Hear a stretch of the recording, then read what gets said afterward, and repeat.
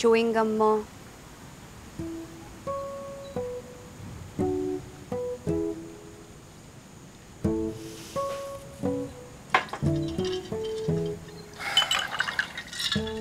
Dapat tayong beer dyan.